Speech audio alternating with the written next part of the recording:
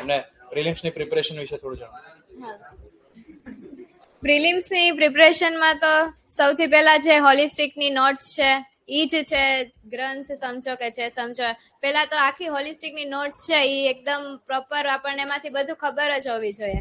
પછી પીવાય ક્યુઝ ઉપર મેં વધારે ફોકસ કર્યું હતું, કેમ કે એ પણ બહુ ઇમ્પોર્ટન્ટ છે. એના આજુબાજુના જ ક્વેશ્ચન્સ મોસ્ટલી આવતા હોય છે, તો ખબર પડે અને એક પેટર્ન ખબર પડે જીપીએસસીની કે કઈ રીતના ક્વેશ્ચન્સ પૂછાય છે. પીવાય ક્યુ છે. પછી શોર્ટ નોટ્સ મેં અમુક સબ્જેક્ટમાં જ શોર્ટ નોટ્સ બનાવી હતી, બધાય સબ્જેક્ટમાં બનાવવું જરૂરી નથી.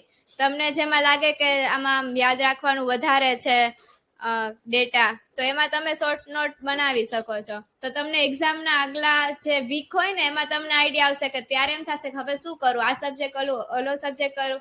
એના કરતાં જો શોર્ટ નોટ્સ રેડી હશે તમારી પાસે તો તમે ઇઝીલી એમાંથી કરી શકશો. લાસ્ટ મિનિટ પ્રિપરેશન કરવા માટે બહુ હેલ્પફુલ છે. જો ભાઈ તમે એક વસ્તુ નોટિસ કરી હોય તો 2 દિવસ જેટલા બી સિલેક્ટેડ કેન્ડિડેટ આવે છે શોર્ટ નોટની વાત કરે છે, બરાબર?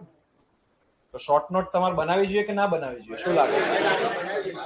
અગર બનાવશો તો કાલે ઉઠીને આવીને તમે બી કહેશો કે શોર્ટ નોટ બનાવી છે, અને અગર ના બનાવી તો પછી આવવાનો મોકો જ નહીં, બરાબર ને?